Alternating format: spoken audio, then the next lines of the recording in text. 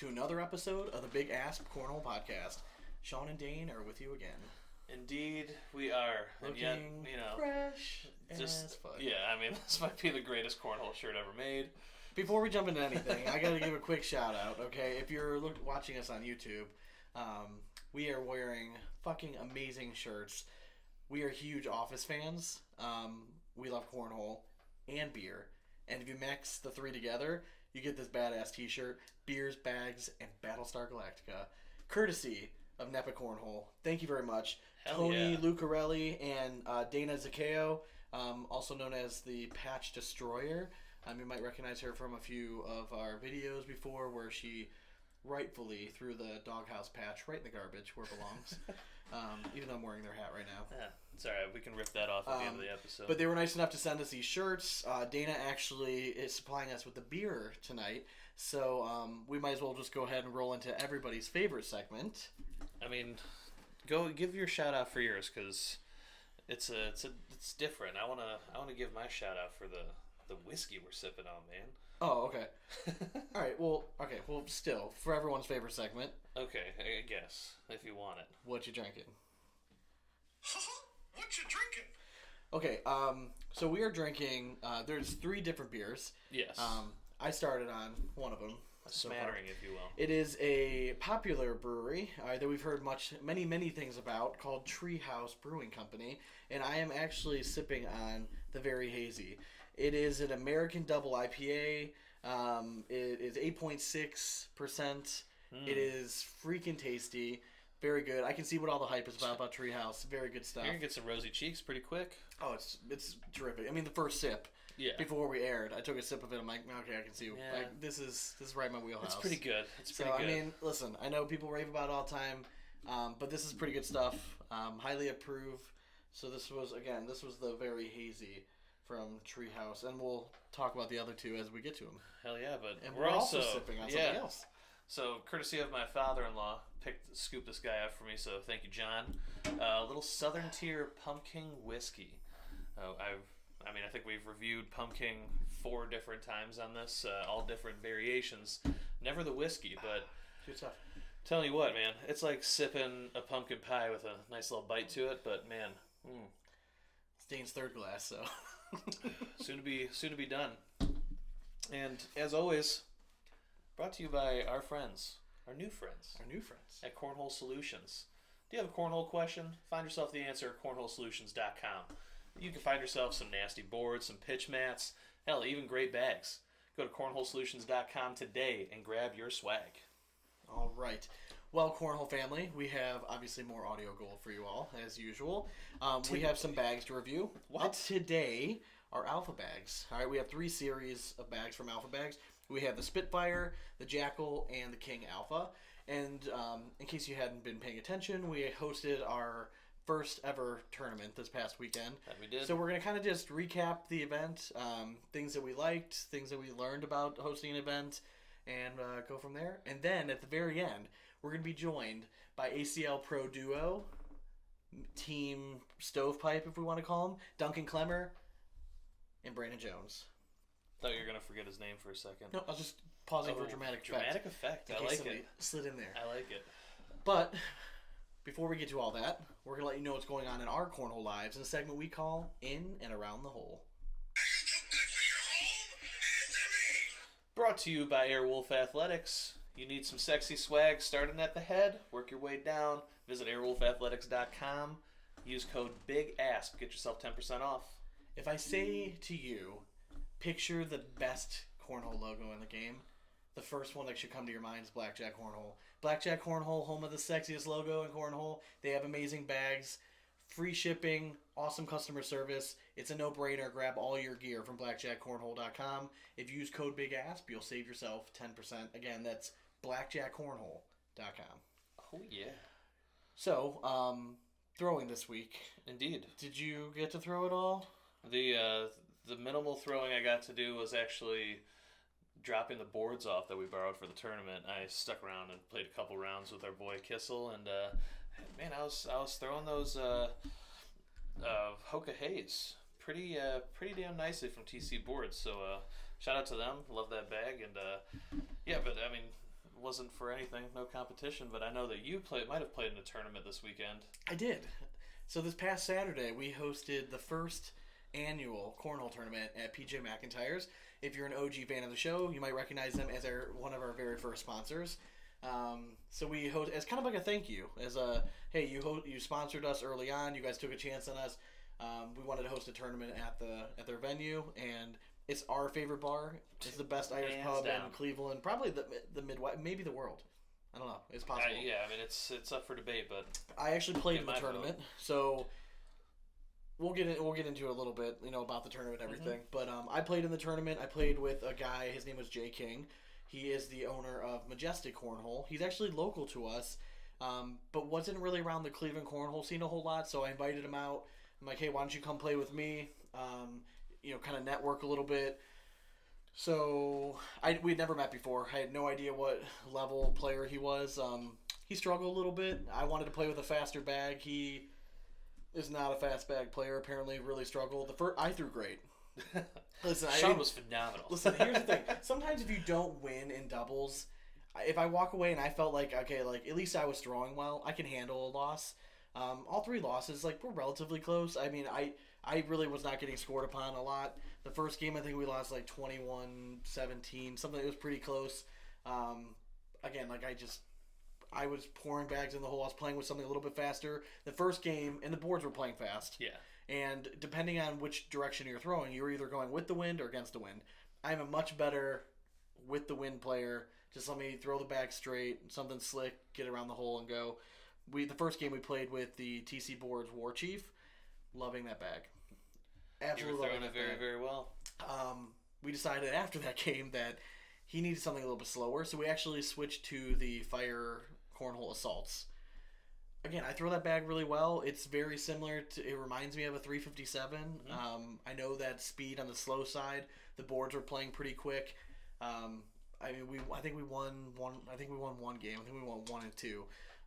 But both the second and the third game we played with the Fire Assaults. Threw them really well. I was happy walking away. I didn't feel like I threw like shit, unlike I did on League before that. So I've just, and I've told you before we even start airing, I'm off carpet. Like I can't throw. I'm just not a carpet bag thrower. My PPR drops so fucking far if I'm throwing carpet compared to throwing something a little bit more where I can just slide the bag. So I'm done with carpet. I'm swearing off it. I'm done with it. You heard it here first, folks. Listen, right? I just learned I have to just stop trying to force myself into being a certain type of player and just go with what works best for me. I'm more of a finesse player. I know that, which is funny because like any other sport I ever played, I was not finesse at all. But then again, like rugby days, you had hot sauce as the nickname for a reason. All right, so those fancy passes. A little finesse there. Just saying. Little finesse. But yeah, I had a blast. It was nice. I was happy that ScorJolio made it so easy for you to run the tournament that I was able to play. Yes. So I showed up early. I helped you set up the boards, and then really, I didn't even get a chance to really warm up at all. No, I just stepped up to the board and started throwing. But I had a blast. It was great. We had a great tournament. There and only 6 boards, so you gotta almost just rotate to get you thrown in. But okay, so let's go into specifics about the tournament. Before we go into that, I want to say that if you've listened to the show before, it might come across a little bit. I don't know how obvious it is. I'm a little bit of a type A personality. Just a bit. I tend to be the worrier. I tend to be the planner. I tend to overanalyze things. Dane can tell you all week I was freaking out about this tournament, just wanting to know every little detail. When I told Dane 6 months ago, because this has been rescheduled and gone back and forth, that I didn't have the time to plan this. So I gave everything to Dane. I'm like, listen, you run it. I'm going to stay hands off. I did that for as long as I could until the last week, and you just kept telling me I have everything covered. I did. So I took a step back. I showed up, just brought the stuff that I needed to. You just had to put a little faith in his little bro. Listen, so it's a proud brother moment for me. It was cool to get there to see everything that you had worked up to and to see everything kind of fall into place. Mm-hmm. So I was proud of you. The event ran fucking flawless. I mean, there couldn't have been. Yeah, we had tons of compliments, man. I mean, listen, the weather ended up. We had a 7-hour break of rain. It just happened to fall that time right when we were running the tournament. We couldn't have asked for a better day. Yeah. Better time, great venue. As you were the person running the tournament. Yeah. All right, the first time you're running a tournament by yourself. What did you think went well? What did you learn from it? Is there something that you would have done differently, or may change up the next time we try to run something? So definitely, I think next time I run a tournament, I need to map out like the full dimensions of the space working with, and like maybe draw up a diagram, because like we showed up and we had an idea of how we wanted to set up the boards, but we weren't entirely sure. And then like it almost kind of just fell into place once we started putting the boards down. But and shout out to Cito. Yeah, Cito was there early. He helped us set up a little bit. Gave us his input. Yeah. Which, listen, he's run 100 tournaments. Yeah, and we gladly took some input. Yeah, it ended up working out. I mean, we did have to dodge some puddles and stuff, so we had to get a little bit more creative with our setup, just because it rained the night before. But I think that would definitely be step number one. Step number two would be, make sure that the crazy Russian lady running the hair salon doesn't come out and like scream at us during the tournament, which was hilarious, by the way. I mean, we had already started, so there's nothing she could do about it. And then lastly, I would just say, just enjoy it a little bit more. I was a little stressed out because, I mean, first tournament running it. And yeah, I mean, before I knew it, it was like the semifinals. It went, I'm telling you, like... I mean, we ran that full tournament. So we ended up, it was 29 or 30 teams. It was 30 teams. So it's 30 teams, and we 6 finished boards, up in 3.5 hours? 3.5 hours, yeah. I mean, it ran smooth. So yeah, I mean, at the end of the day, I would just say, like, maybe have an extra beer or something while I'm sitting there, sit back, watch a little bit more cornhole. Because I really only got to watch, like, the semifinals and the finals, but that's fine. I mean, all in all, I was just concerned about having the tournament run well. Because as soon as I was knocked out, I started live streaming. Yeah. I think I live streamed 4 total matches, maybe 5. Yeah, something like that. I mean, that's really not that much. I mean, if you think about it. I was knocked out pretty freaking early. We won 1, but that's not saying a whole lot. Yeah, I mean, you needed, 6 wins to win it? Something like that, yeah. We had a great turnout. We did, yeah. I'm happy that, listen, we've said before that sometimes we didn't really feel the love from Cleveland Cornhole as much as we thought we could have. That's done. I mean, after all these guys showed up this weekend, the weather was kind of iffy at one point. And we told everyone rain or shine, and I think they were, I mean, looking based on what they brought with them, they were ready to play rain or shine. Yeah, I mean, it was it was cool to look back and just to kind of appreciate everyone that comes out and to kind of support us a little bit, because they didn't have to come out. So, I mean, obviously the payout helps everything, but it was a great event. I think most of the people liked it being no 2 advanced players. I agree. I would like to get a little bit more feedback from people that attended. Did you like that format? Would you rather it be just no 2 pros kind of thing? I think that would be easier for us to do next year. I think we did a good job of just stating exactly our definition of what an advanced player was, which was based on ACL points at the time of that event. Yeah. So now, I mean, next time I don't think like Tom Covey's going to be able to play with Trey Birchfield, but yeah, I mean, all in all though, I didn't hear any complaints about that kind of stuff. We had some guys complaining about the wind. There's nothing I could do about it. Like, just suck it up. Listen, when we set up the featured boards, all right, with the pucks, and little quick shout out. We're going to be reviewing this product coming up in an episode or 2. We set up the 2 main boards with the pucks. Those things worked phenomenally. They did. But we set them up in the alley where the wind was the roughest. We figured, hey, if someone's going to be competing for some money, let's make the conditions a little bit harder. The one direction, I don't care what you say, if you have a little bit of touch, it was very easy. Because the wind was really just blowing straight down, maybe a little bit right to left. But going against the wind, that's where I was really struggling. Yeah. Because you were going against the wind. The only thing that saved it was you're going against the wind, but slightly downhill. Mm-hmm. So the bag was getting knocked down, but you didn't see that many bags that were short. No. But again, listen, I thought the thing ran beautifully. ScorJolio, you can't say enough about it. Shout out to Ben Voodoo. I didn't even have to reach out to you because your software is just so idiot-proof. I was even able to help you. When you stepped away for a second, I just jumped in, filled in scores. I'm like, oh, that's all we have to do. Yeah, now, honestly, it was, like I said, first time running it. I had ran, 2 mock tournaments before that, just to kind of get a feel for it. It helped to have another shout-out, Kevin Allen of Cleveland Cornhole there. Yep.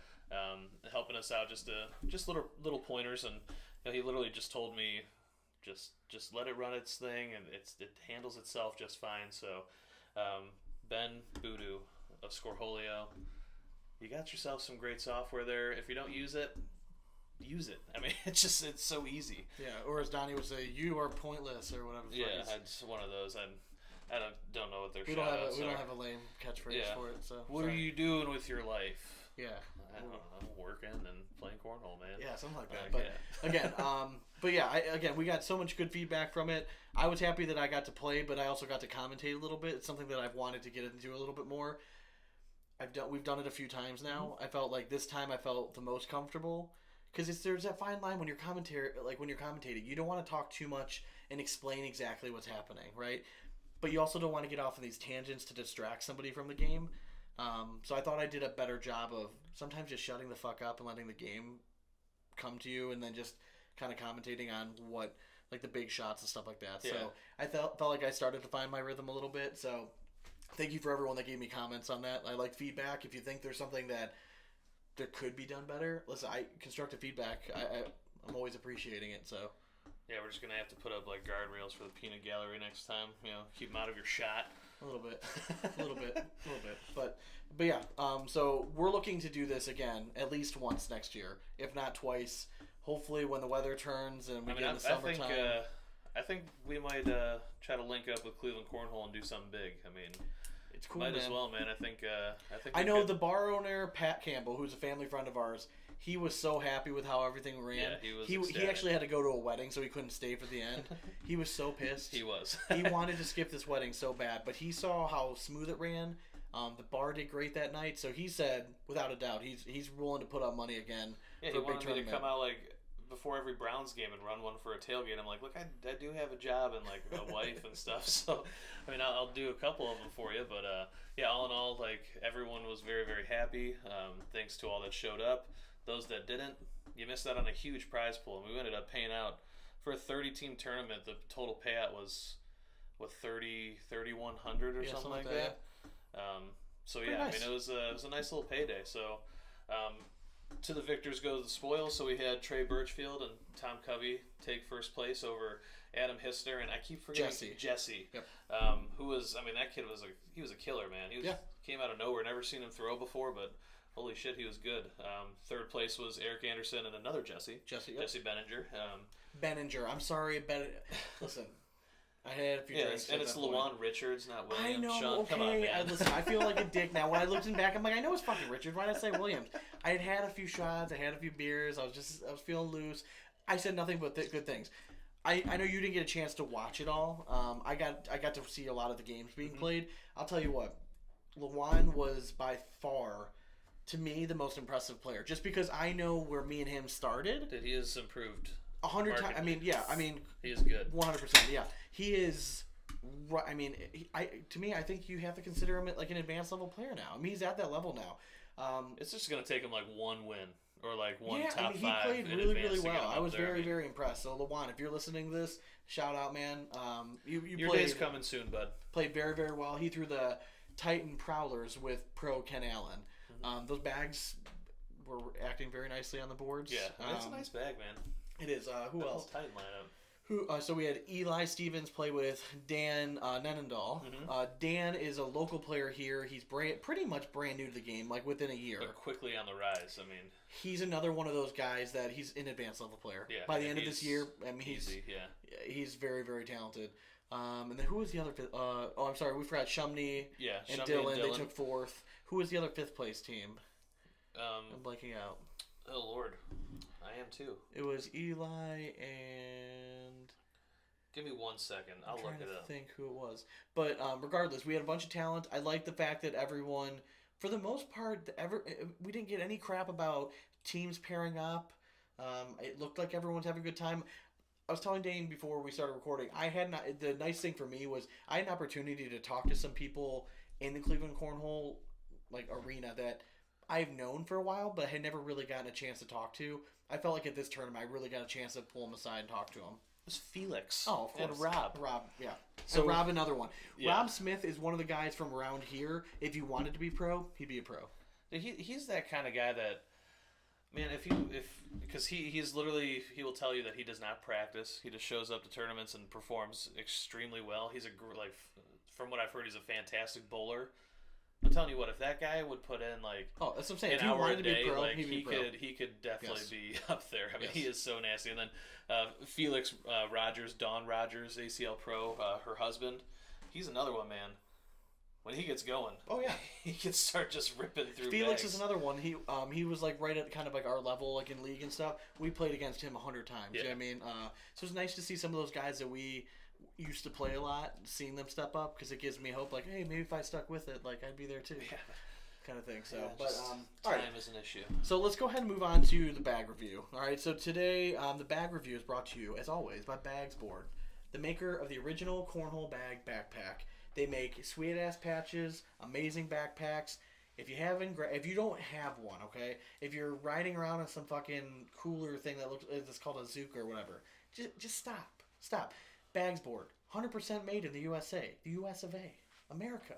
So go to bagsboard.com and grab yours today. Mm-hmm. All right, so we have Alpha bags up. You're holding the King Alpha. That I am. I'm gonna let you start. It's carpet bag. I'm sworn off carpet from Sean. All right, but this King Alpha. So I've had the privilege of throwing these. They've been around Cleveland for a little bit now, because we have Anthony Kissel as like one of the reps and very popular. They sponsor a couple of these players around us too. But starting off with this King Alpha, it is their carpet bag. First thing that you take note is how rounded the bag is. Yep. It's got a very nice rounded template to it. Reminds me of like OG Reynolds template, pretty much. So carpet, pretty familiar. I'm like 99% sure that this is like the white BG carpet, like same stuff on here. Then fast side, I mean, that tried and true slide right. I mean, can't go wrong. It's a proven commodity, method. Right? I mean, both of these combined make for a nasty bag. So obviously 3-4 on the slow side, 7 on the fast side, and getting into the fill. It's a little bit fuller of a bag. It's a full bag. So these are not broken in at all, but I've thrown some that are broken in, and they do kind of keep that rigidity to it a little bit. It doesn't become like a huge floppy mess. Which some people prefer when they're throwing like a slower bag. Yeah. Like not everyone likes a big flop. I would rather a bag barely thrown. Yeah, because you actually prefer like a not 100% broken in like Pro Advantage. Yeah, exactly. Yeah, I want something that's got that rigidity to it just a little bit. I feel like it just comes out of my hand smoother for some reason. I get that. But all in all, like when we talk about seams on bags, this is right up there with some of the best work. It's a very clean bag. So the closing seam, they do like the back and forth double close. Yeah. So I mean it's gonna hold. It's a little bit longer than we've seen in the past couple bags, but I like it.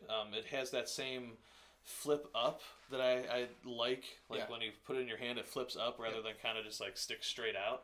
So I do like that because I do hold the seam into my palm. I want to say it's like all their closing seams, they almost like puckers a little bit. And that's what I like that though, because like I said, when I'm holding it in, it just for me folds up here. It doesn't really.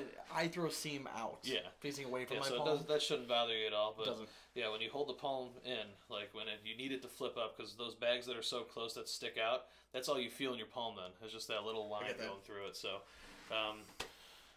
what do you got for design score? I like it. I'm a big fan of gorillas. Yeah, I always have been. It's got like the gorilla war chief headdress on it. For their standard design for this, I mean, it's pretty solid. I'll give it a 70. All right, I'm gonna go 74 on that one. I like the little, like they have like the little tribal art on the side. I mean, it's carpet, so you can't print on both sides. But all in all, like it's a killer design. So, what do you got for performance?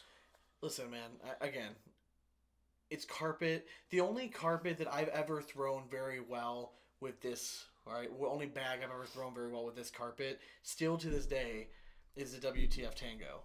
I don't know what it is. That's probably the only carpet bag that I would ever throw again, would be the Tango. Yeah. Just because, again, I throw it very flat. I don't know what it is about the bag. It just comes out of my hand flat. This tends to wobble a little bit on my hand. Again, it's not just this bag, but most carpet bags. I really struggle throwing it slow. Ask Eric Anderson at League last Thursday. We threw Vikings. I threw them okay. But again, if I don't land that bag flat, it tends to have just a slight tilt, and my bag kicks so hard left to right. If that's the case, I have such a small window. Yeah. If I don't have some sort of like a bumper of some sort. Mm-hmm. So enough dancing around the question. Yeah. I'm gonna give it 65. I'm not like it's okay. You had a carpet thrower. I wouldn't be thrilled if someone comes up to me and be like, "I want to throw this bag." So I, on the other hand, quite enjoy this bag. Like I said, I've gotten to throw them broken in, thrown these not broken in. They're very, very nice bags. So I'm gonna go give me an 85 on it. Okay, I like it. Okay. All right. I'm taking the next one. The next one, it was close between this one and the next one. So I have the Jackal in my hand. It's not pronounced Jackal. Ooh, Jackal. This is the Alpha Bags version of like a Surefire. Okay, so the slow side is gonna feel pretty familiar. I'm pretty sure it's about the same damn shit that's on the Surefire, Reynolds Typhoon, that kind of stuff. And then on the slick side, you have like a Game Changer ask type material. All right, so you have that slow side material that, depending on board conditions, is going to go from anywhere from a 3 to a 5 to 6. I like how this. I like the fact that if the boards are not sticky, I like this bag. Yeah. Right? I like this material. When the boards start to tack up, this stuff becomes like fucking glue. I mean, it's like suede. Like it gets hard to push. The one upside with this bag, because it's a little fuller compared to, like, let's say a Friction or a Reynolds Typhoon or a Surefire, is those bags tend to be a little bit more floppy. With this, you have a little bit more ass to it. I was able to push through this on slower boards better than I could with the other ones. Do I think it's as hole forgiving as the other ones? No. But again, it's more of a bully bag. Like, this reminds me of like it really does. It's pretty close to like the Big Daddy bag. Yeah. The Ruckus. Fill wise and how full it is. Slightly different just on the template. Again, it's pretty rounded. The closing seam though, I thought it really does pucker. It does fold up quite a bit. Yeah. I don't know why. Just it fucks with me a little bit. Like when I'm looking at it, like I feel like if I want to, I flip bags over a lot. If I'm struggling, I'll just flip the bag over, go slick side down, and just go with my comfort zone. The Jackal's closing seam is a little bit thicker. Like, I don't know, it is a little bit more. I think it's just the materials there. too. Yeah. I think it's just the materials that are used. But all in all, I thought it was a very nice bag. It's again, this is going to be like the popular one. I would imagine this and the King Alpha carpet, and then this slow side material that's on the Jackal. Yeah. Those are going to be the two those are the two like in fabrics right now. Now next year, I don't know, but I mean, they've changed so much over the last year. But the nice thing about this is it plays very nice. It slides well, but again, on slower boards, if you're somebody that likes something a little slicker, you have to have an alternative to this. You do. Because you can't it's not a bag that you can just flip over, because that fast side's going to stay fast the whole time, no matter what you're throwing on. Design score. I thought this design was pretty sweet. Hell yeah. Pretty fucking badass, I'm not going to lie.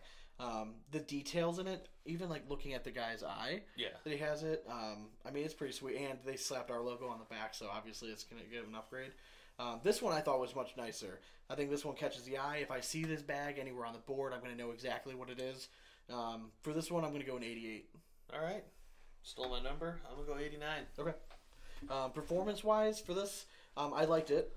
Again, it's a little full for my liking when I'm playing a slicker bag in quotes. All right, like, so I tend to like a little bit more flop today. But if you're somebody again that likes a little bit more, as this bag breaks down, I'm just gonna get a little bit more floppy. If somebody came up and is like, "Hey, I want to play this," I'm not gonna be mad about it. I'm gonna give this a 79. Okay. I was a fan of it. I like the thickness of it. We talked about compared to the Ruckus that we reviewed last week. I agree. It's got that ass to it that I do like. I'm gonna go with an 80 on that.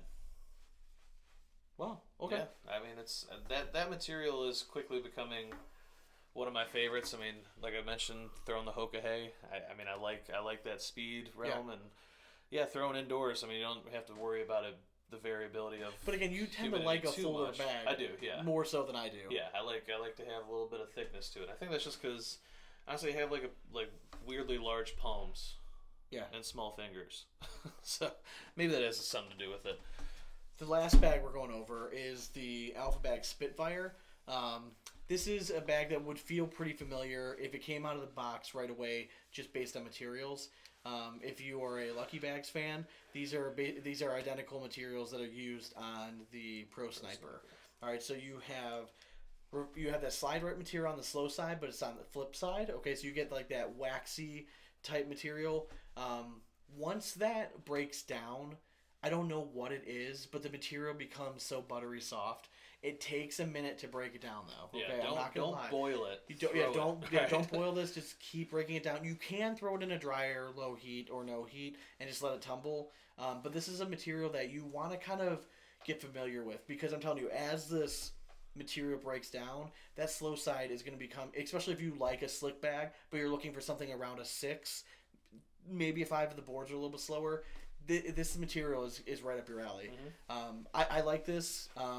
My biggest gripe with a Lucky Bag Pro Sniper was always that it felt like it didn't have enough fill in it. Yeah. This is on the complete opposite end of the spectrum. This is a pretty full version. If I had to pick this or a Pro Sniper, I might, honestly, I threw this one pretty well. Yeah. I just feel like this has a good medium fill. Like, I think this is the least full out of the 3 that we have, which I think is smart. You don't want an overly stuffed, really fast bag. It's kind of counterintuitive. Yeah. You want something that's going to be able to sneak in those small crevices. On the slick side, you have Viper Slick Side. Very common. Does great. It's really versatile. Does not really slow down in humidity, moisture on the board. It kind of cuts through everything.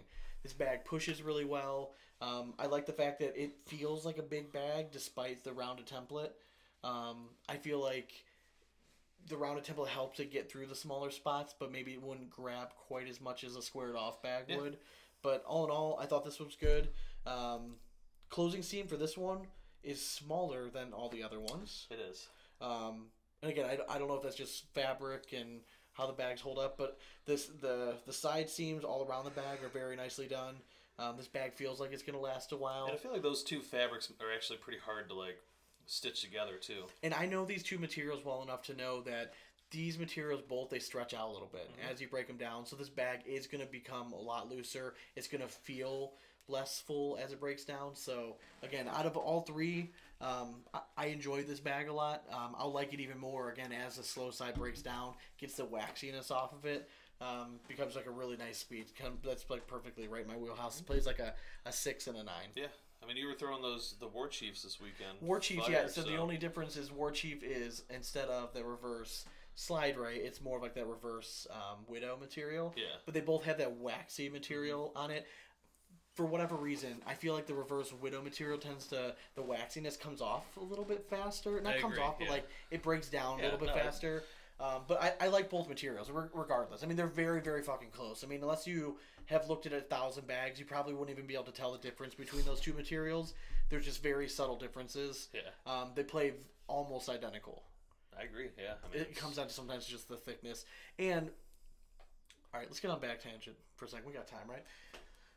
One of the things that people keep telling me, I get a lot of questions about bags, right? So people will reach out and be like, I don't understand why...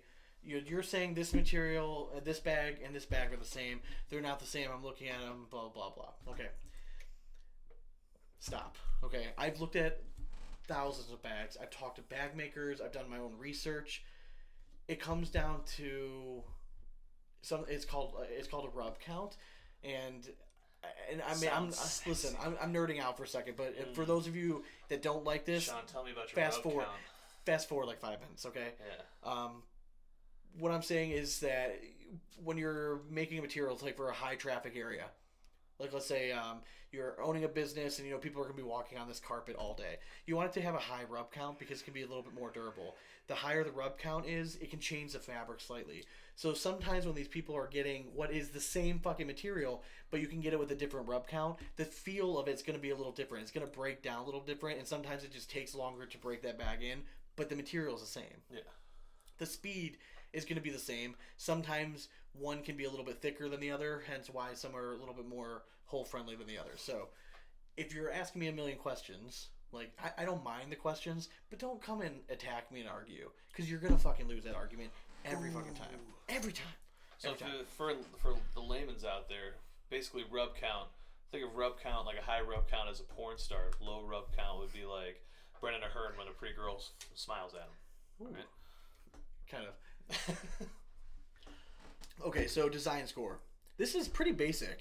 I love it though. I know. Yeah, there's something about like just a little like blood spatter on it, and like I love gray. I know it sounds lame, but like I'm a huge gray fan. Yeah, but you don't see a lot of simple like it's sharp bags looking. like this. I completely agree. I like the font that they use for Spitfire. It's not overly flashy. I think the Jackal is kind of just it's cool. Like you can tell some like real creativity went into it.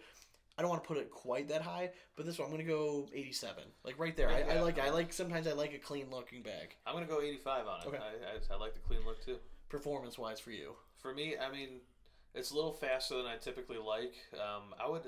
I have not been able to throw that one broken in. It's the one of the three that I have not had the pleasure of throwing broken in. Okay.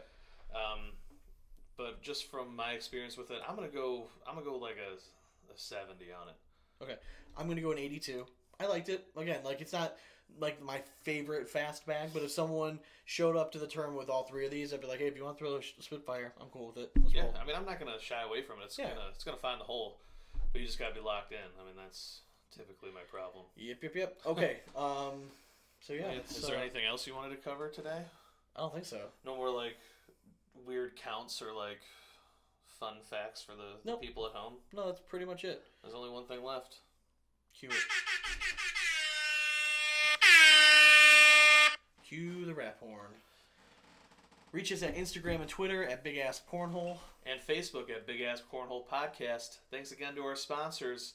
Visit cornholesolutions.com for all your board needs. Answer your questions. cornholesolutions.com and airwolfathletics.com for all your cornhole swag. Use code BigAsp. It'll get you 10% off. Bagsboard.com for the sexiest backpacks around. And Blackjack Cornhole for everything cornhole related. And you have a sweet ass logo.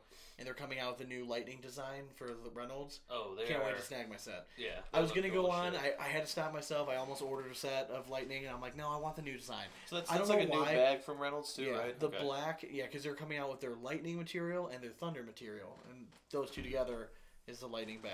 Which one's going to be, is that going to be the demon? I don't know. But I really like the black and white lightning design, so I'm going to kind of hold off and wait till those are available. But yeah, also another shout out. Thank you, Tony Lucarelli, Dana Zaccheo. Thank you for the shirts. Thank you for the beer. They're fucking amazing. Yeah. We're going to continue drinking the beers. I actually didn't shout this one out, but this is it says Double Alien Church, Double Dry Hopped Reptoid Alien Double IPA. Ooh. And it's where's it out of? That's what I'm trying to find right now. I mean, it might be brewed and canned by Tired Hands Brewing Company. There you go. I mean, it's fantastic. It says to please recycle. Cans look, it's cool as can. It's a really cool can. I can't find the alcohol percentage on it though, which makes me a little concerned. But it's delightful and it's doing the job. So I mean, there's alcohol in it. NEPA Cornhole. They're actually hosting the first Mideast conference tournament. And then if you are looking for just more cornhole swag, visit bagcraft.com. Bagcraft.com is NEPA Cornhole and Tony Lucarelli's cornhole apparel. They have some sweet ass shirts. I actually went on and ordered a shirt and a hat yesterday. So visit Bagcraft. And again, thank you very much. I wanted to give a quick shout out to a guy who reached out to us. I'm going to pull up his name right here. His name is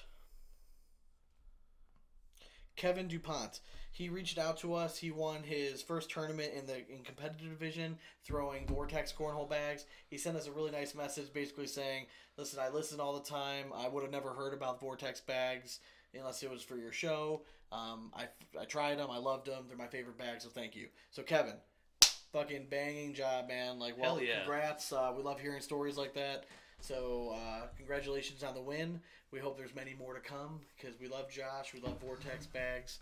And, now, Josh has got Timmy under his tutelage now, so, I mean... He's too cool for us. Match made in heaven too there. Cool for so. us. We love you, Josh. Yeah. And I just saw your leggings, so I might have to order a set. Hey. He would look good in leggings, I'm not going to lie. Oh, I know. You got those got nice legs. Apple reviews. We're always asking. I don't like to beg, but if you're listening to the show, whether it's the first time, 100 times, if you're on Apple, and you haven't left us a review yet, we greatly appreciate it. I would love for a cornhole podcast to be able to make it to like the Apple Spotlight stuff, and the only way we can do that is if we get a bunch of reviews. So if you don't mind, drop us a review. 5 stars are required, unfortunately. So sorry about that. But yeah, we appreciate everyone that's left us a review. Patches are coming out. Sorry with the tournament and everything. I've been busy, but I'm working on it as soon as I get home tonight. And those will be going out this week. So everyone who has sent me a picture of your 5-star review, your patch is on the way. Yeet, yeet. All right. Well, coming up next, we have ACL pros Duncan Clemmer and Brandon Jones, Team Stovepipe, and we're going to have a blast with those boys. Oh, we will. I think they've been drinking for a while, so it's going to be real fun. Oh, well, we got to catch up then. Thank God we got this bottle of whiskey here. All right. Well, as always, we hope you throw it straight, and it's nothing but 4 baggers from here on out. Cornhole it. Later.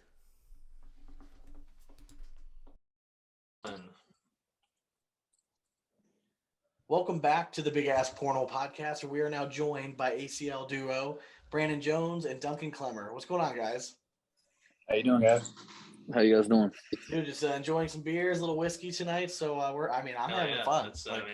That sounds like a good like 5 a.m. So yeah, we're good. All right, so hey, Brandon, let's start with you, man. Tell us a little bit. How did you get involved in the game? How long have you been playing? All that kind of stuff.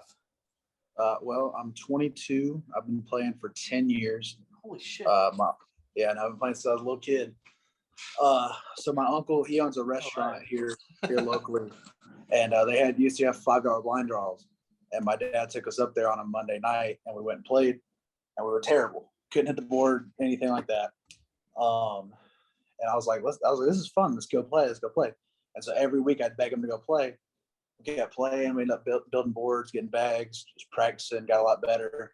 And then, I just fell in love with the game. And here we are 10 years later playing professionally.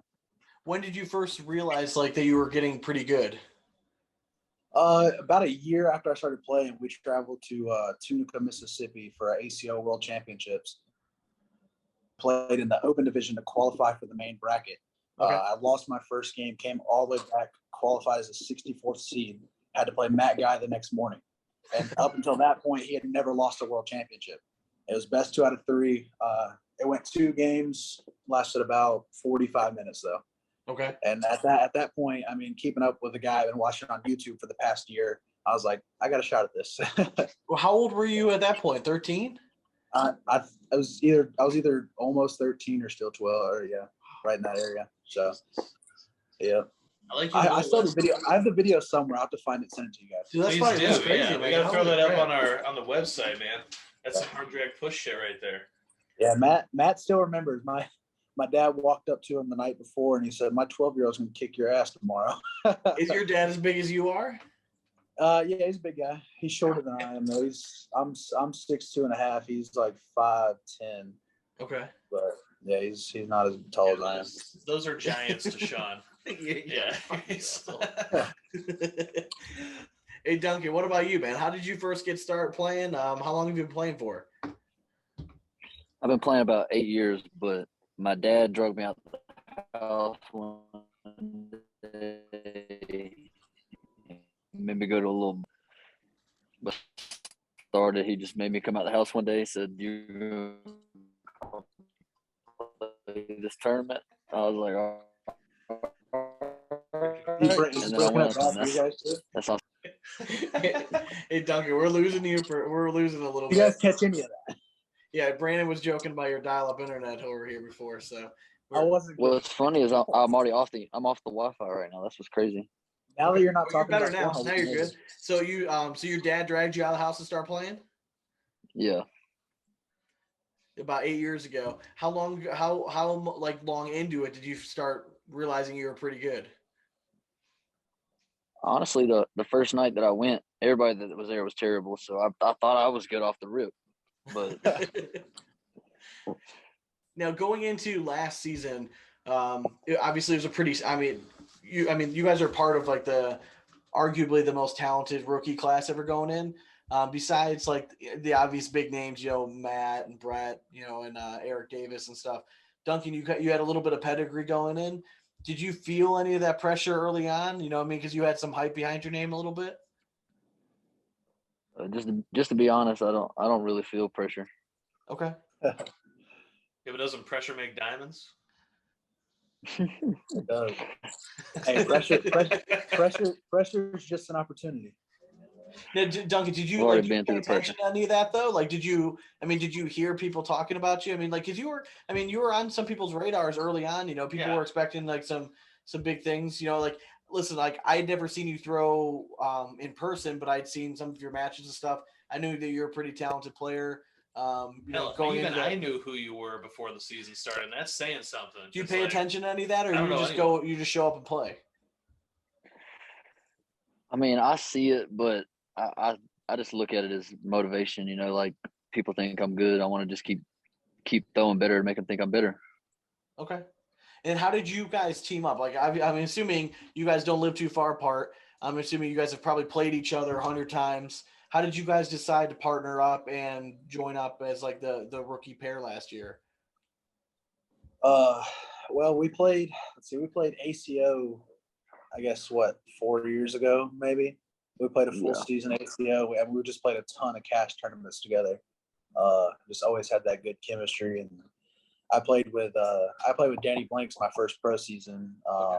Who was always an idol of mine, and he asked me to play with him, for his comeback season, and I was like, yeah, I'm in. And Danny, he just has a lot of personal family stuff going on, and just couldn't commit to it. So the upcoming season, Duncan, he went 7-1 in the qualifier, I believe. And, I knew that we played good together. So we were just talking. We're like, let's do this. I mean, we haven't played with anybody, we haven't played better with anybody other than each other. So we're like, let's go for it. And I mean, we were top 10 the entire season. And, unfortunately the COVID bug hit and we didn't get to play the championships, but I think we had a pretty good season though. Yeah, I would say so. Yeah. Were you guys happy with where, like, I mean, there's obviously some bumps in the road, like not everyone's going to start as well as they want to, but I think one thing that you guys showed throughout the season was you guys were steadily getting better. You know what I mean? Which to me, like, shows overall like team chemistry and growth. Were you guys happy with, that overall trajectory that your guys' season took? Absolutely. Yeah. I mean, yes and no. I mean, I know we can do better. Like, I mean, we'll play cash tournaments, that are $4 or $5 grand first place. And I mean, we'll run through them. Like, I mean, it doesn't matter who's there. Like, we'll run through it like you were thinking we were playing amateurs. I mean, there's pros there. And then we go to these nationals and it's like, it doesn't feel different, but at the same time it does. And, we'll lose games that are like, why? We shouldn't. Well, explain that. It might not feel different to you, but it could feel different to the people you're facing, though. Well, explain that. Like, so you said it doesn't feel different, but it is. What do you mean? Like, do you feel like is there a little bit of pressure that you feel behind, or is it that you want it that much more? I think it's wanting it that much more. Exactly. Like, I mean, we play, a local cash tournament. It could be $10,000, but it's 10 minutes from home. You travel to the other side of the country. It's like, I'm here for a reason. I want to win, And when if you lose those games, or especially those 21-20s, or it's just like we had this game and we lost it, it just hurts. Like we care that much. We want to win, So I think sometimes it's not the pressure of opponents. It's pressure we put on ourselves because we expect, nothing but first place every time we step on the boards.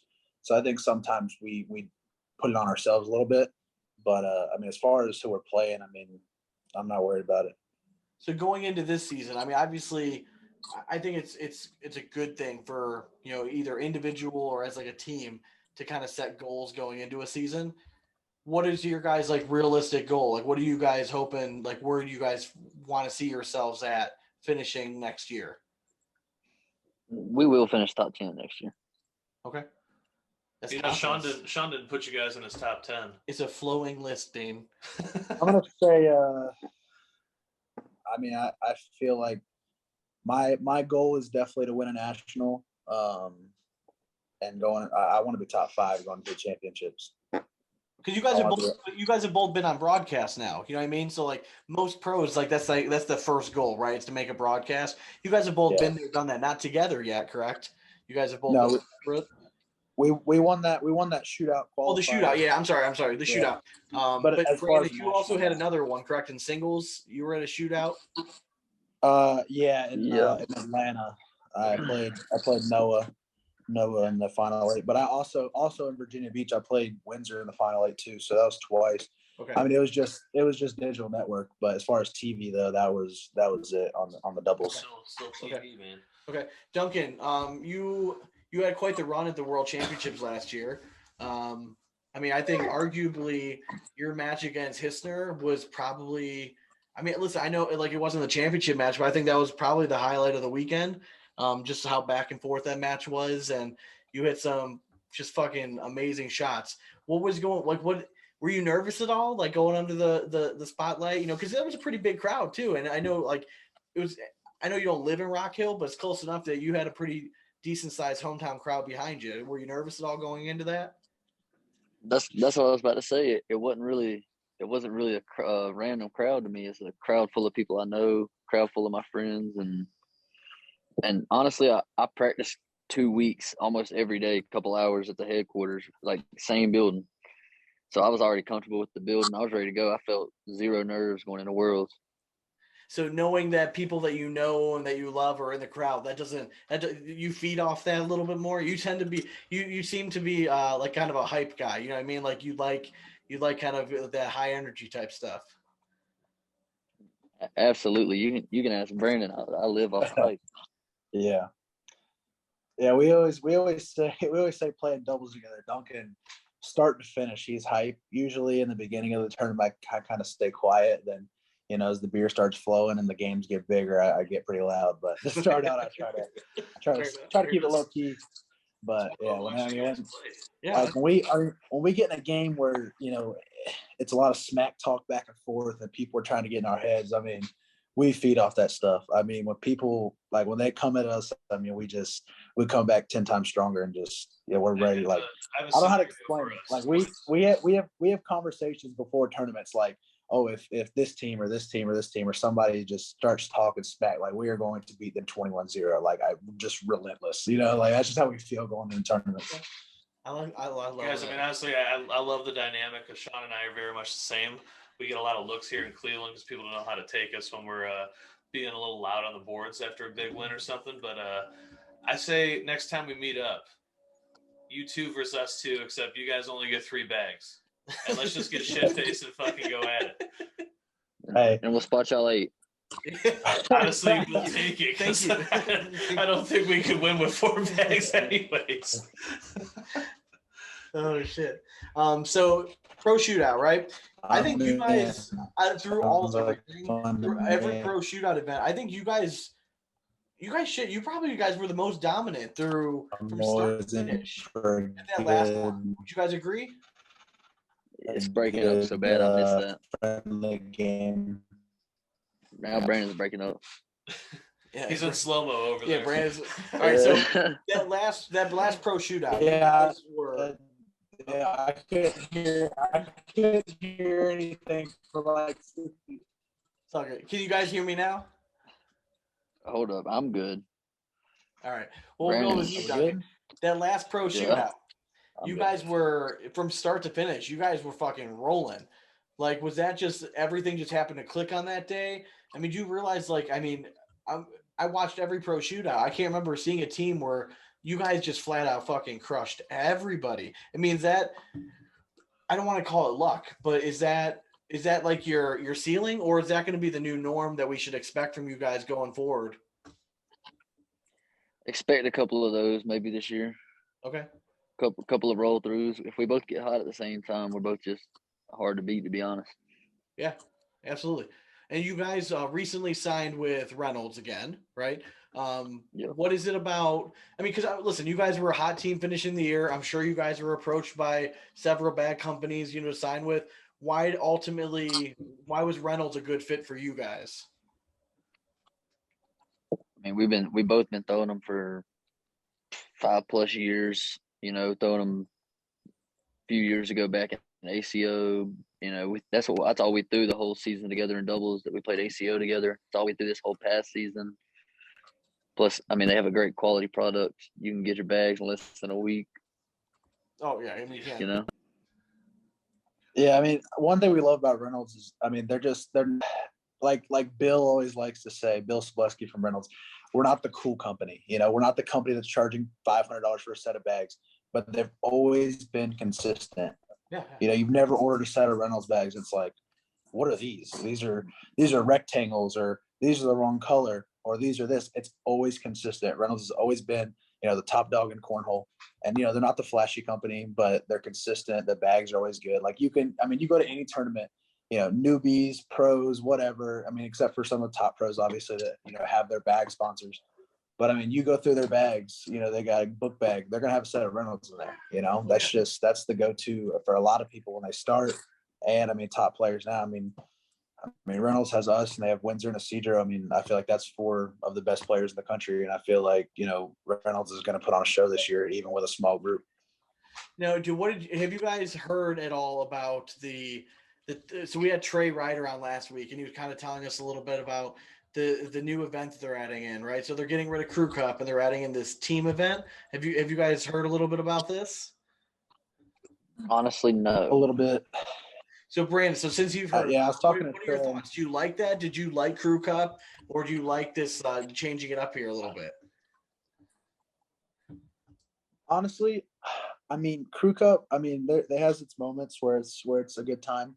You know, me and Duncan, we've never really had that crew that we gelled with. You know, we played with Emery, Parker, and Tucker Stills last year, and I mean, they're both great players.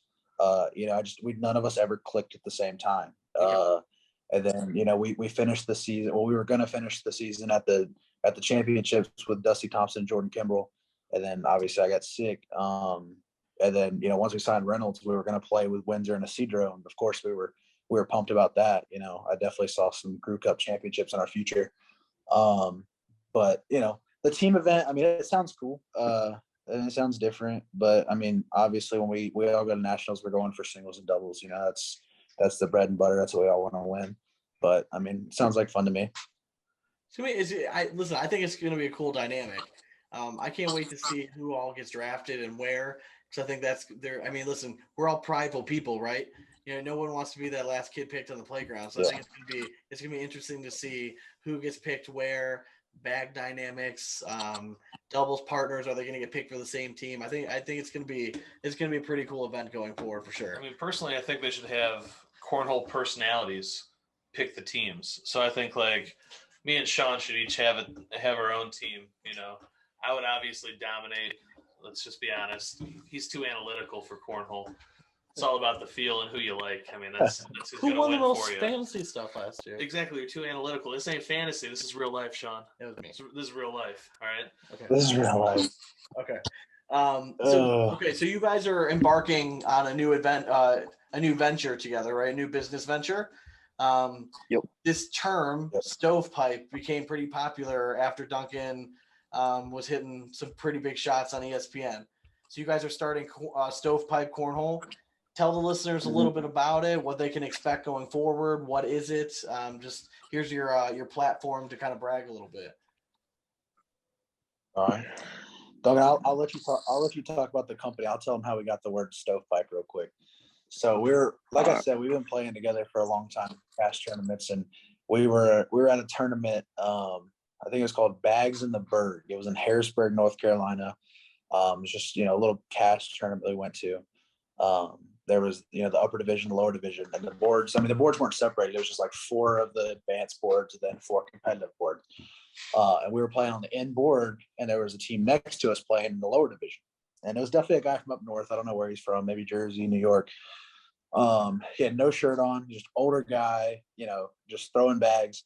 And, you know, I was standing there and we were throwing, and he had he just had a shirt tucked in his back pocket. Like you saw this guy and you knew like at some point during the day, this guy was going to be center of attention. Right. And, he just starts yelling Stovepipe and just starts throwing bags. And I was like, what is that? You know? And, I was like, what is a stovepipe? He's like, that's when you throw it straight in the hole. I was like, it's called an airmail. He's like, not from where I'm from. And we just thought it was a really funny term. And so we started saying it. We were playing together, just messing around, like stovepipe, just messing around. And then, you know, we just started saying it, you know, at big events, and people thought it was funny. And then, like you said, Duncan started hitting big shots, and once Trey Ryder calls it a stovepipe, I mean, it's official. Sure, yeah, that's what I'm saying. Yeah, that's all you need. Yeah. That's funny. You bring that up, but Trey brought it up on ESPN. Everybody knows about it now, but we got to give credit to the dude that it originally came from. But we didn't make it up, but we never heard it called a stovepipe before then. You know what I'm saying? And I'd been playing professional cornhole probably 2 years. But we're gonna be coming out with still hoodies. to this day. I have no idea who that guy is. Yeah, we've never seen the guy again at another tournament, and we've been to 1,000 tournaments. Never seen the dude again. Yeah, at least. He was an older guy, and this is probably 5-6 years ago. So I mean, who knows? Man. Who knows? Every party, you never know. Maybe he lived Yeah. that good life. That could have been his last stovepipe shot that you guys got to witness. We might never find out. Or if you guys are on this show, he might be a listener. Maybe he'll come out of the woodwork. Never know. He might be. I bet you Thomas Stranger. I would love it. That'd be awesome. Said it. Probably. I've been trying to find him. Tell us about the company. So we're signed with Reynolds for the pro season, and we're gonna co-brand with them for our stovepipe bags. We're gonna have the new Thunders, Lightnings, Typhoons, all those custom stovepipe bags on the website. Sweatshirts, t-shirts. Sexy ass. We're gonna have absolutely sexy ass. Look at Brandon's head. Oh, listen, you can't miss it. I mean, even this hat makes me look good. Listen. That's the only reason we wear hats. Yeah, to be honest. All right. Might as well. Right? Exactly. Right. We'll sleight of hand. No, but I mean, yeah. So as far as bags and stuff, they're all going to be Reynolds this season. I don't know what the future holds and what we'll do next season as far as what bags the are you guys co-branding. liking right now? Obviously the goal is probably to stay Reynolds. I mean, I've always been a Pro Advantage guy. I figured you guys were just going to. to. Duncan likes the SP. I mean, I didn't expect you guys to make the jump to Typhoon or anything. Let's be honest. I mean, it's not your guys' game. Yeah, I mean, definitely carpet bags that we can, muddy up the boards, hit roll bags, stovepipes, all that kind of stuff. That's our game for sure. But we haven't got to feel the new bags they came out with yet. We have some on the way. So I mean, I definitely want to get more comfortable with a few different sets. Some faster ones in case there's a national or a shootout or something that's just too sticky. Because if you limit yourself to just that sticky bag, I mean, there's times where it'll put you in trouble. You're throwing bags and you're barely halfway up the board, and you can forget about trying to push it.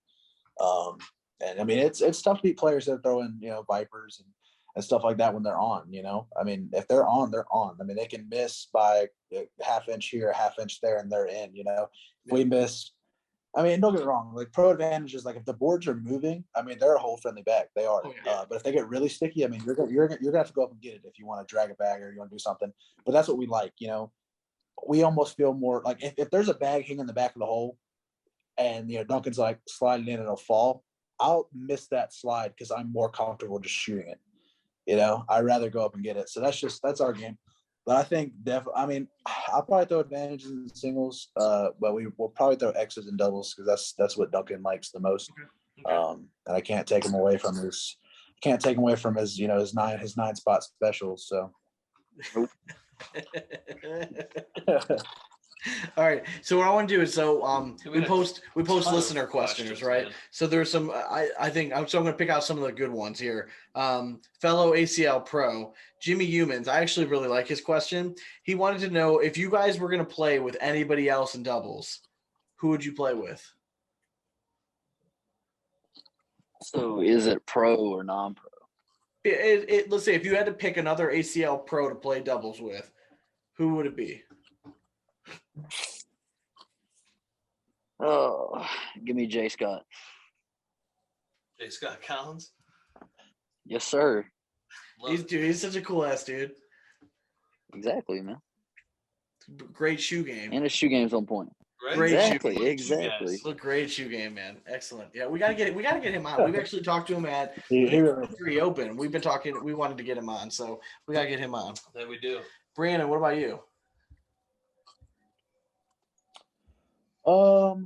Honestly, I saw Jimmy post that question. I've been thinking about it a little bit today.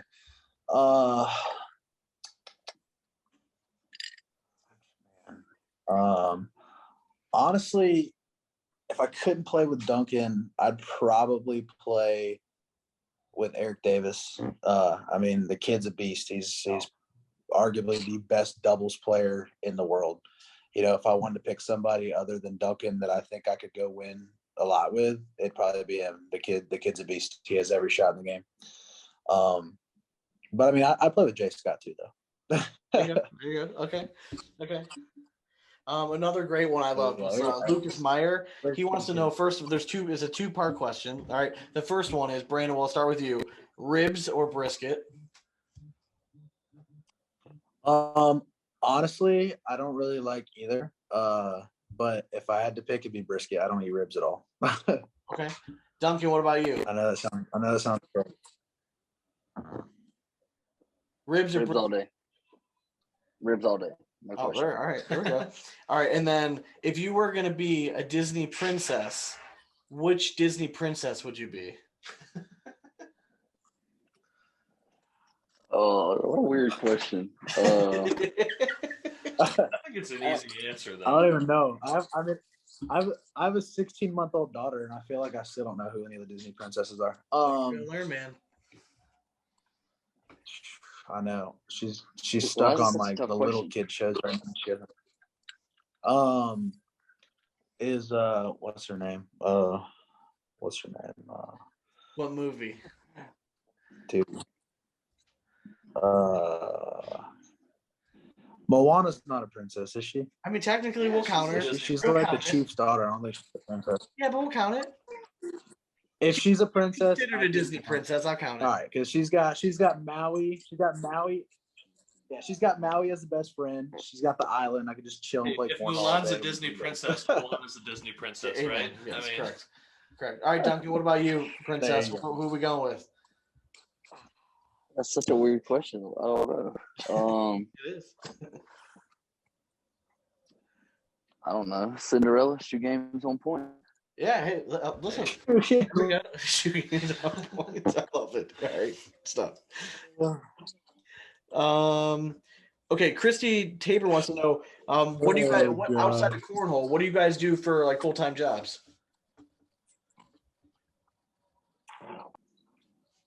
Go ahead, Brian. So my brother, he owns a cell phone.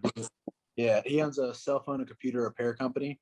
I'm the sales manager there. I've been there for about 3 years. Nice.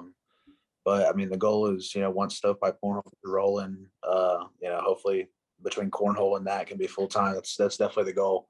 Because doing both right now is a lot of hours, not enough hours in the day trying to take care of the baby and practice and everything else. So hopefully here in the next few weeks I can kind of wean off that a little bit. And, Listen, it's a cool thing to say that it's a realistic possibility to do cornhole full time, sooner rather than later. It seems like, with that where the sport's going. So it's a pretty cool time to be part of the sport. Duncan, what about you, man? So, last season I was a assistant manager at a car wash.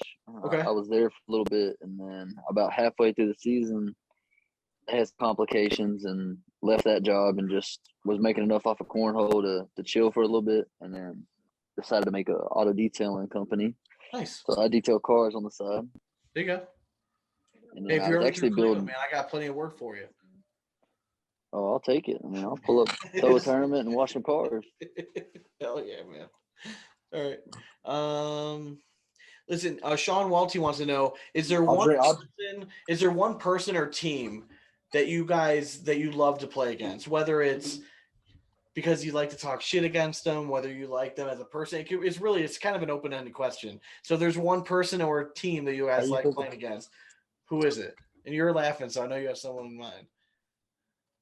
I'm wondering if he's thinking the same person as me. What you got, Brent? Are you thinking of the same team? Are you thinking of a team or a player? I'm definitely thinking of a team. Okay, I am too. Are you talking about our kryptonite until that last tournament? Is that what we're thinking? Facts. Yeah, we're thinking the same team. Let's go. Yeah, we're thinking of the man himself, 12th pack Chirac, as we like to call him, Stephen Bernasette, and Mr. Clean, Tom Gustafson.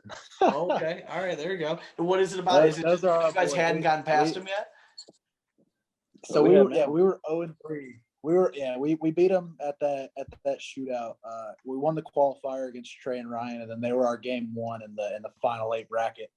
And I mean, they had to lead the whole game. And Duncan hit a big shot and got us back in it, and I scored 2 back, and we ended up beating them by 1 or 2 points in the 10th round. But I mean, they've just always been really, really tough competition for us. I mean, they're great guys. We love talking to them on and off the boards. But yeah, I mean, that was a team we were 0-3 against them. At the very first national last year, the boards were just like glass, and we had brand new Pro X's that weren't helping us at all because they were fast too. And we ended up getting moved to get third in our bracket. So we got a top 10 finish of that first national, and we played Bernasette and Gustafson. I had no idea who they were. I think Duncan had already known who Bernasette was. I didn't know who they were, so I was thinking, okay, yeah, we're about to beat this team, and they were going to go play Matt and Jamie to go to TV. And I think they beat us 21-2. I mean, they were just insane. I mean, they were really, really good. And then we played them. We played them at the final national, or we ended up playing them at the first open shootout in Erie. And we did rounders, and then they happened to be our first game in the bracket, and they beat us pretty good there too. And then the final national, they had us. They were beating us 19. I think it was 19-11, and Duncan hit some nasty rolls, scored a 6 spot, made it 19-17, and I ended up throwing a 4-bagger against Bernasette, scored 2, made it 19-all, and then the boards got messy. We ended up losing 21-19, but that was like where we thought we had them. We got to that close point, and then it just felt good to beat them at that last one. But I mean, they're good guys. We love playing and talking to them. We love talking to them too. And we've had Bernie Bernasette on twice now, and Gustafson was just on a couple weeks ago. They're good guys. You want to go with the last one? You want me to let it rip? Yeah, go ahead. All right, guys. So we're in spooky time, so we gotta bring it home. All right. So before we get copyright infringement, we'll put that down. That was my own playing of that song, by the way, in case anyone asks. All right, so couple spooky questions for you boys. First, Nicholas Howell. Well, it's not even. I'm not going to get to Nick yet. I want to ask my own. Give me your 3 scariest players in the ACL this year. Is that just Pro Division again? My bad. I mean, I know a lot of people playing Pro Division. Okay. All right. Cedro. The man just looks scary, man. Just look at him. Just sitting there swinging his arms, same motion every time, not missing. Cedro. Definitely Bernasette. He scares me when he does that follow through step. One more. Maya Cup. She's like 4'8", but she's pretty feisty and she's like a spider monkey. Yeah, right, for sure. Yeah, absolutely. I like those agree. 3. Yeah, that's fun. Brandon, what about you? I'm gonna say after that first open, definitely Matt Guy. I mean, the dude is just insane. I mean, what he averaged over an 11 throughout the entire singles and doubles tournament. I mean, has anybody ever done that? That's scary. I mean, I feel like on my best day, I don't know if I could beat that. You know what I'm saying? I feel like I could throw my ass off and I'd still lose. So definitely Matt. And then, I mean, another Reynolds guy, Windsor. I mean, Windsor's just a beast. I mean, he sort of plays similar to us. He'll hit roll shots and drags. It's just like, what just happened? You might think you have him, and then you get the 3-back drag, just score 2, and you're like, yeah, it's like, are you sure I didn't score? Yeah, so he's definitely, he's definitely a tough opponent to play. I mean, I felt that wrath in Virginia Beach. I mean, I felt like I was playing good, and I think I lost 21-2 in like 8 rounds. I mean, he just wasn't missing. So definitely Windsor.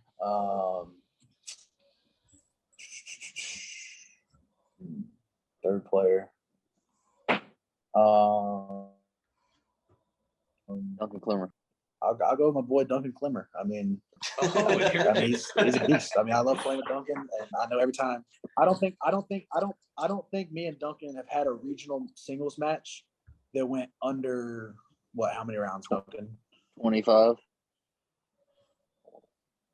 Probably yeah, 25. I mean, every game we play is 21-19. I mean, averaging over 10s. I mean, every time we play each other, it's a battle. So I know when I step up next to him, I know what I'm gonna get. It's a tough game every time. Here we go. All right, then one of our favorite cornhole people had a great question for you guys. So, sticking with the theme, which big time horror movie villain would you pick to play as your partner? Give me Freddy Krueger. Okay. All right. I see that. I'm gonna take Pennywise. I feel like he could knock people off their game. Talks a lot of shit. Yeah, the mental game is strong. Talks a lot of shit. Yeah. But he had a second part. Who would you pick to face off against in singles? I'm trying to think of like the most harmless villain. Any of the bad guys on Scooby-Doo. Any of the bad guys on Scooby. Give me Old Man Jenkins from Scooby-Doo. Yeah, any of the bad guys look no. See, Yeah, actually, like Duncan, I would want to face Freddy Krueger, because how do you throw a bag with like those claws? I mean, I think he'd just slice it in half, and I would just win by default. I was thinking he sliced whoever he's throwing against up. Could do that too. That's very true. That's very true. It's true. But if he's throwing Reynolds bags, he's not going to slice it open because their quality is so high, right? Well, there's a plug. They're indestructible. Jeff. All right. This is true. The quality is amazing. Hey, you can't beat it. Thanks for joining us. You guys have been awesome. We hope Stovepipe Cornhole is a huge success. Is the website up and available for people to order stuff now? So when are you releasing the episode? That's gonna be the key question to that. Tomorrow morning. Then tomorrow. By the time this drops, the goal. No. Okay. The goal. I mean, the goal is this Sunday. Okay. We have a lot of work. We have a lot of work to put in before Sunday. Our bag design's being created right now. And then as far as shirts, hats, sweatshirts, all that kind of stuff. I mean, we can have it ready in a day. So I mean, honestly, you guys are on Facebook, Sunday. Right? You guys have a Facebook page, all that stuff. Yeah. So everybody can just follow Stovepipe Cornhole Facebook page to get updates. We're gonna try to keep you guys updated with everything. And I mean, once we get rolling, we're not gonna slow down. I mean, we're gonna. We're looking at the hat now. The hats are sweet. Like I'm definitely snagging myself a hat. I mean, just listen, join the movement, man. Stovepipe Cornhole. Be cool and grab it now before these guys start winning nationals and everyone wants it. You know what I mean? That's what I'm saying. You got to be ahead of the curve. Right? Yeah. All right. Yeah, and honestly, our goal is, I feel like a lot of cornhole apparel. I mean, there's some good ones, but I feel a lot of cornhole apparel is really basic. And these first couple runs, it's going to be some basic stuff just to try to get the logo out there. I mean, like obviously this hat looks really good, but it's not crazy colors. It's not, it's just there to get Stovepipe Corn out there. But over the next, few months, we got some pretty cool ideas, some shirts and stuff that hopefully people find hilarious like we do. And, it's a good time. Duncan, we could see some like Air Duncans or something. What's up? Hey, I mean, I've got some pretty nice stuff made up on the computer in here. We just got to look at the legal rights to it before we release it. There we go. All right. That's smart. That's a cool idea. Definitely. Well, hey, we thank you guys for joining us. We'll let the people at home go. You guys can hang out for a minute or two, and we'll chop it up. But thanks for coming on. We've been big fans. I think you guys are. Again, we talked a little before we started recording. You guys are still a little under the radar, which I think is a scary place for you guys to be this year, because you guys are obviously loaded with talent, and you guys are going to be a little bit overlooked maybe still for one more season, but I have a feeling people are going to feel sorry about that not too long into the season. I mean, you said it's a bad place to be. I think it's the best place in the world. No, it's a great place to be. I think you guys are in a great situation. You guys don't. I mean, there's no targets on your back right away. You know what I mean? You guys are easily. You guys have the talent to be a top 10 team. I think you guys are sitting in a great position to make a big splash this year and kind of surprise some people who maybe it might have not think of you guys as highly as we do. So. Yeah, man, we definitely appreciate it. We're ready. We're ready to. Anybody who doesn't believe in Stovepipe, they're gonna believe after this season. So we're ready to get rolling for sure. Well, we can't wait to see you guys at like an open event. We're gonna try to hit up at least 2 of the nationals this year. Get around to see everybody. So we'll have you guys hang on for a minute. We'll let the folks go at home. But thank you for joining us, and we'll talk to you guys soon. All right, man. We appreciate you.